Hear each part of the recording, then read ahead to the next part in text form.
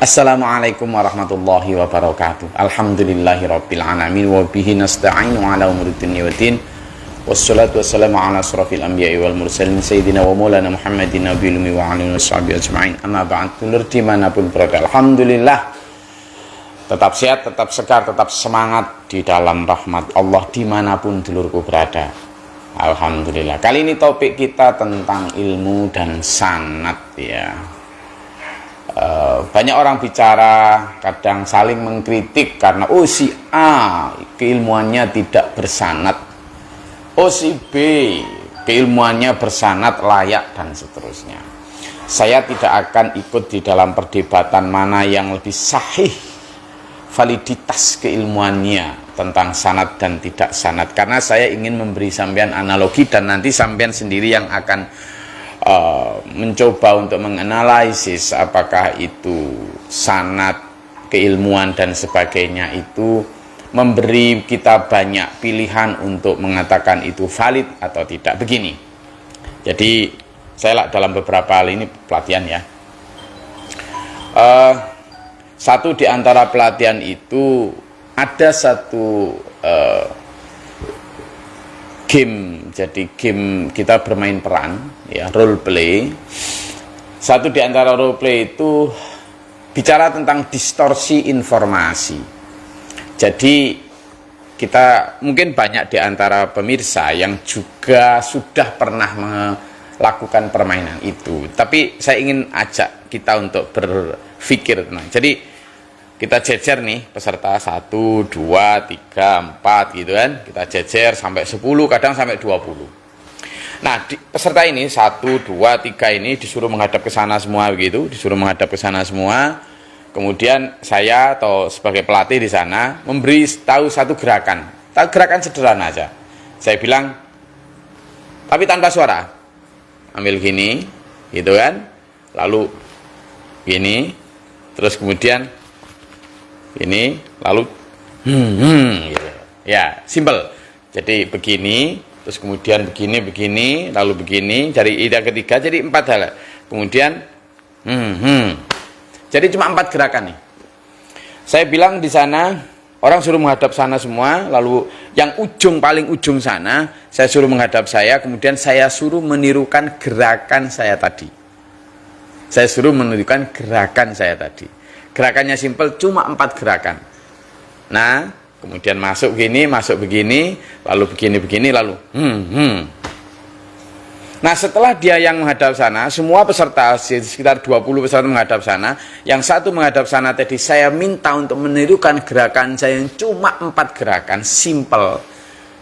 Lalu dia saya suruh memberitahu dan memberi instruksi kepada teman yang sebelah sini untuk dijawil lalu biar menghadap dia. Jadi awalnya dia menghadap sana, kemudian dijawil menghadap sini, lalu si yang saya diberitahu awal tadi itu akan memberitahu gerakan yang saya kasih tahu. Mulailah dia memberi instruksi dengan contoh loh ya, tidak hanya dengan suara, dengan contoh, bahkan tanpa suara.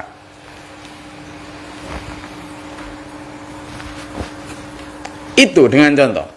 Pertama di awal tidak ada distorsi gerakan, tetap hampir persis sama, masih begini, kemudian begini, lalu begini, ngeng. Sudah, begitu nyampe yang kedua mulai lagi tuh. Kedua juga menjawil yang sebelahnya, kemudian noleh dan kemudian ini. Sampai di yang ketiga sudah mulai ada apa? Dia tidak lagi gini, tapi dia seperti mengalungkan sesuatu, lalu dia mulai merangkul. Jadi tidak 1, 2, tetapi langsung gini. Kemudian sudah.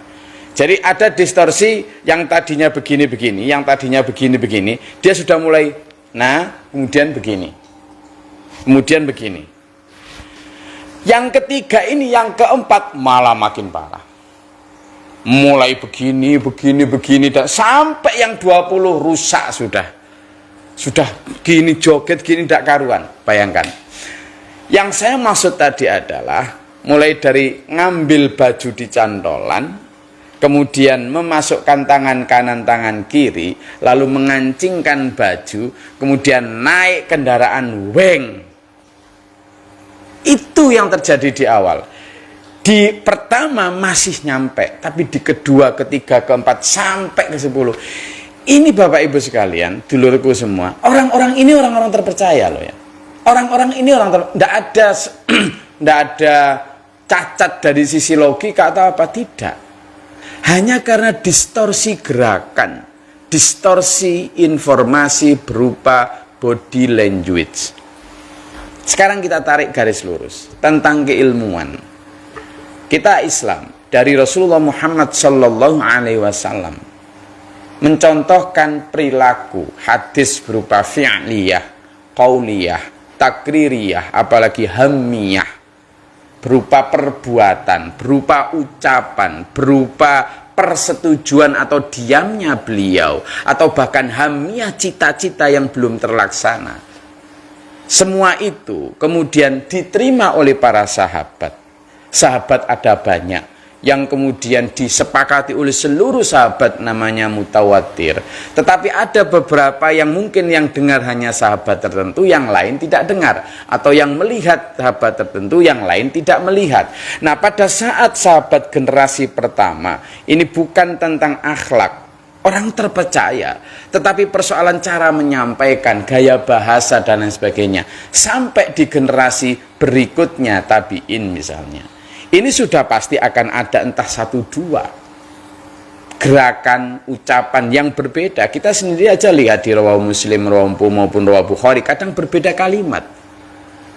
Nah, sementara nanti di tabi'in, pengikutnya tabi'in generasi keempat, sudah pasti ada distorsi lagi. Apalagi generasi ke-10, generasi ke-11, generasi ke-12, sampai kita. Apa yang menjamin bahwa sanad keilmuan kita itu benar-benar terjamin? Nah, monggo silakan pasti kita akan memiliki metodologi istimbat atau isbat hukum yang benar-benar menurut kita paling bagus, tetapi kan menurut kita.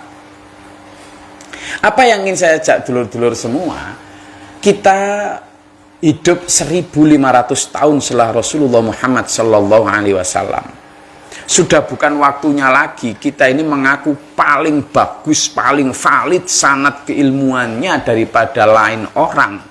Ketika kita juga sama-sama, taruhlah ini 1A, berguru kepada orang yang berbeda, tapi nanti rujukannya sama, nyambung di satu guru yang sama sampai kepada Rasulullah. Seandainya pun di guru yang sama ini loh, bukan tentang akhlak atau bukan tentang thiqah atau, kalau tentang thiqahnya, hafalannya kuat, tidak mungkin melenceng, bisa jadi. Tetapi bagaimana tentang distorsi tadi?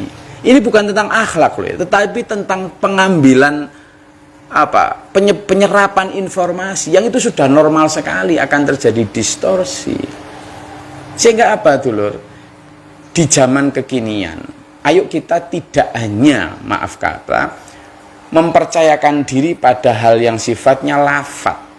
Kenapa? Karena tadi misalnya, saya akan bilang, metode ini bisa dipakai juga dengan tidak gerakan, tapi dengan cara ucapan. Misalnya, kita kasih aja tulisan, saya ingin menyeberangi rel yang berjumlah 12 di pintu 13 misalnya, untuk memasuki lantai 14. Berapa kalimat itu? Suruh baca orang yang pertama, tanpa baca dia suruh menghafal, lalu menyampaikan kedua, ketiga, keempat. Saya yakin di yang ke-20 pasti beda dan bahkan mungkin jauh berbeda. Itu padahal orang yang 20 saya jejer tadi itu dalam satu waktu loh. Apalagi ini dalam 1000 kurun waktu 15 abad. Quran terjamin dulu keasliannya. Memang banyak penghafal hadis, penghafal ini, tetapi kita harus membuka kemungkinan bahwa kita salah, orang lain yang benar. Itu maksud saya. Untuk apa? Untuk agar kita ini tidak terlalu ngotot dengan kehebatan kebenaran milik kita sendiri. Bahkan bisa jadi kebenaran itu milik orang-orang yang bahkan kita anggap tidak berilmu. Maaf ya, maaf ini. Kenapa? Bukankah sudah sering? Misalnya aja, contoh Nabi Musa. Contoh Nabi Musa. Ini dulu. Ini sebenarnya contoh yang sering kita sudah dengar, tetapi sering tidak kita ambil sebagai satu pelajaran. Contoh Nabi Musa. Nabi Musa itu kurang apa tinggi derajatnya? Ya toh? Kalamullah. Derajatnya kurang apa? Nabi Musa adalah satu di antara para nabi yang diizinkan Allah untuk bahkan Allah sendiri yang berfirman, inilah aku, kata Allah. Berarti kan derajat tinggi sekali itu. Beliau juga masuk kelompok elit para nabi, yakni ulul azmi. Kurang apa? Mukjizatnya luar biasa banyak. Ya toh? Iya. Tetapi apa coba? Suatu saat dalam salah satu cerita Nabi Musa menyatakan bahwa aku ini orang yang sangat berilmu. Lalu kata Allah, ada orang yang berilmu lebih dari kamu. Oh iya ya Allah. Akhirnya diperintahkanlah itu untuk mencari seorang hamba itu. Berkelanalah dengan 1-2 orang santri Rasul Musa. Nah, ketika perjalanan itu sampailah bertemu dengan apa? Abdan min ibadina. Seorang hamba dari hamba-hambaku yang min ladunna ilma, yang kami berikan ilmu kepadanya. Siapa? Orang menyebut Khidir. Meskipun di surat Kahfi itu tidak ada sebutan Khidir sama sekali nama. Tetapi fenomena Khidir dan Musa, satu diorama yang terjadi di situ, itu memberi pelajaran kita. Coba lihat. Nabi atau Rasul Musa alaihissalatu wassalam, kelompok elit para nabi di antara 124.000 nabi rasul, itu hanya ada 313 yang menjadi messenger atau rasul benar. Kemudian di antara 313 hanya 25 nabi yang wajib kita ketahui. Dari 25 ini diperas lagi ada 5 nabi utama atau rasul utama, yakni Nabi Nuh, Nabi Ibrahim, Nabi Musa, Nabi Isa, dan Nabi Muhammad SAW.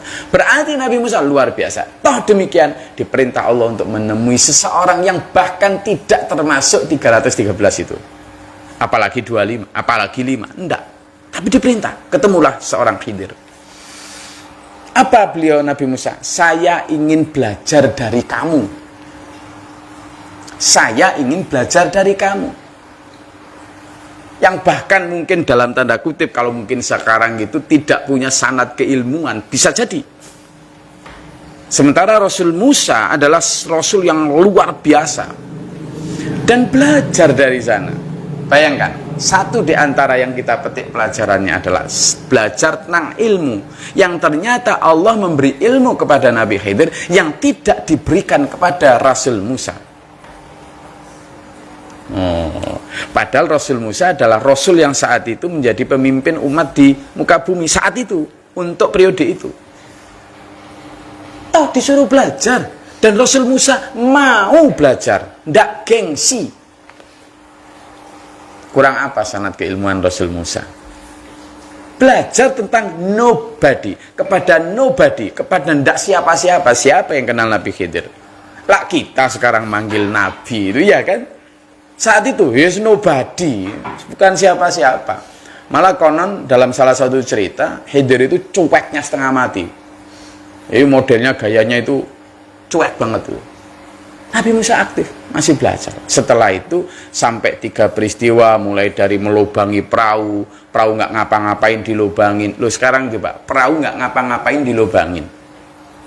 Nabi Musa yang punya syariat nggak boleh merusak properti orang lain, tentu bertanya, loh gimana itu properti orang, tidak salah, tidak dosa kok kamu lubangin itu loh. Nah, gagal tau kamu satu katanya. Loh kamu tanya, udah tak bilang jangan tanya sebelum tak kasih tahu. Gitu Khidir, Pak. Bayangkan, kalau ego keilmuannya Nabi Musa kira-kira kalau saya dan sampean ya apa? Gitu kan. Tapi ndak Nabi Musa, maafkan aku. Aku ndak sabar tadi. Sampai begitu, akhirnya lagi kemudian membunuh anak kecil. Lu anak kecil tidak ngapa-ngapain dibunuh. Ya secara syariatnya Nabi Musa kan jangan membunuh orang, dibunuh. Nggak diterangkan saat itu kenapa membunuh. Lu kenapa kamu membunuh nafsan zakiyan, orang yang suci nggak ngapa-ngapain? Dong, kamu kan udah tak bilang kamu nggak akan sabar. Lantas tabi'nya sobro, kamu nggak akan sabar sama aku. Katanya. Oh ya sudah. Nanti kalau aku bertanya sekali lagi, maka aku jangan latu sahib nih. Kamu udah nggak usah mengancani aku lagi dah. Saya gagal. Jalan lagi. Oh, ceritanya begitu jalan, ternyata nggak punya sangu lah, habis lah. Ternyata kemudian bantu orang untuk menegakkan pintu tiang rumah. Nah harusnya kan ya namanya saat itu nggak punya. Kenapa seandainya tadi minta upah lah gitulah enak. Nah kamu udah bilang jangan bantah, jangan. Coba bayangkan, Nabi Musa itu posisinya lebih tinggi, lebih alim, lebih segalanya lah. Tapi dibegitukan. Dan Nabi Musa dianggap oleh Nabi Khidir tidak berhasil untuk sabar sampai 3 tingkatan tadi. Akhirnya lah baru diterangkan. Tadi aku melubangi perahu itu kenapa? Karena Allah memberitahu aku bahwa itu nanti akan ada raja yang akan merampas perahu-perahunya orang miskin. Kenapa orang anak kecil itu tak bunuh? Karena nanti kalau besar dia akan durhaka sama orang tuanya, kafir dan membawa kafir orang tuanya. Lah siapa yang tahu kayak gitu? Kan Allah tok saja. Lalu kemudian juga yang ketiga, kenapa aku menaik? Karena di situ ada harta anak yatim yang nanti besar dan seterusnya. Apa yang bisa kita petik dulu? Nabi Musa yang sudah alim, bukan hanya alim segalanya, itu loh mau belajar terhadap orang yang nobody, bukan siapa-siapa. Nah kalau seandainya kita, dan saya sering ketemu dulu sama dulur-dulur, teman-teman, orang-orang bawah, orang-orang yang nobody tadi, orang-orang adzalun, orang-orang wong cilik, orang-orang yang neglected, orang-orang yang abandoned, orang-orang yang bahkan tidak dianggap dalam struktur strata sosial, baik keilmuan, ekonomi, fisik, strata, tidak dianggap. Tapi begitu banyak pelajaran yang bisa kita petik. Ternyata ilmu Allah itu tersebar banyak sekali di seluruh penjuru bumi, berserak di setiap dedaunan, di setiap persoalan hidup orang. Dulur, kita seringkali mengangkangi konsep-konsep definisi, justifikasi keilmuan hanya pada lafaz dan kaidah-kaidah baku yang kita kurikulumkan. Padahal itu semua adalah persoalan kognitif otak, sementara psikomotorik dan afeksi yang berada di hati sering kita lupakan. Apa yang dicontohkan oleh alam tu kami, jadi miladunna ilma tadi yang kita sebut kadang sekarang laduni, yang bukan itu sebenarnya. Miladunna itu ilmu yang kami berikan kepadanya. Itu adalah tidak hanya persoalan kognitif otak, hafalan, kaidah-kaidah yang kita ciptakan, tetapi juga persoalan rasa, persoalan hati, persoalan qalb, persoalan sudur. Dulur, ngapunten ya, saya hanya curhat saja ini. Karena apa? Seringkali kita ini kemudian terlalu berada di menara gading yang kemudian membuat orang-orang yang sebenarnya secara hikmah memiliki keilmuan yang harusnya kita serap, tetapi kemudian kita tutup pintu itu hanya karena kita, maaf cakap, membentengi diri dalam menara-menara gading ilmu yang sebenarnya ilmu itu adalah ilmu-ilmu alat dan ilmu-ilmu kognitif. Nabi Khidir tentu tentang rasa. Nabi Khidir tentu bicara tentang apa yang kita tidak tahu. Kenapa? Karena wa ma utitum minal ilm illa qalila. Illa qalila. Aku tidak memberikan ilmu kepada manusia itu hanya kecuali sedikit sekali. Nah, yang banyak di mana? Bisa jadi ya terserak di orang-orang, di tukang bakso, di tukang tukang bakso, di tukang sapu, di tukang macam-macam itu. Gitu loh, dulur. Jadi jangan membanggakan S1, S2, S3, doktor atau LC atau apapun. Ya, secara metodologi itu memang standar keilmuan. Tetapi yang dimaksud ilm, kita ingat ya, di satu ayat, dan apa banyak ayatnya satu.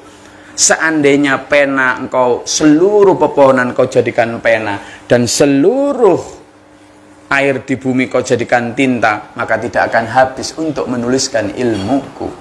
Selain distorsi language, distorsi body language maupun distorsi informasi dan distorsi ilmu, apalagi sekian abad yang mungkin sangat terjadi dan sampai di kita dalam kondisi terdistorsi. Selain itu, dulur, ada banyak subjek-subjek ilmu yang Allah miliki yang tidak terkungkung di dalam dikotomi kurikulum dan hal-hal yang sifatnya kognitif. Itulah yang disebut ilmu hikmah. Saya hanya memberikan tawaran diskusi, bukan satu vonis eksekusi, karena itu Mudah-mudahan tidak ada yang tersinggung, karena ini autokritik untuk saya sebagai orang-orang pesantren yang saya ajak para santri untuk berbicara, hai, lihatlah di luar sana banyak sekali ilmu Allah yang mungkin bisa kita ambil tidak saja dari kitab-kitab yang kita pelajari, tidak saja dari bangku-bangku diskusi, tapi bisa terserak di pinggir-pinggir kali orang-orang yang mungkin ternegleksi, terdiskriminasi selama ini. Kadang kita yang kurang teliti di dalam memahami. Iqra, itulah budaya literasi sejati. Terima kasih, sampai ketemu pekan depan. Bila taufik wal hidayah. Wassalamualaikum warahmatullahi wabarakatuh.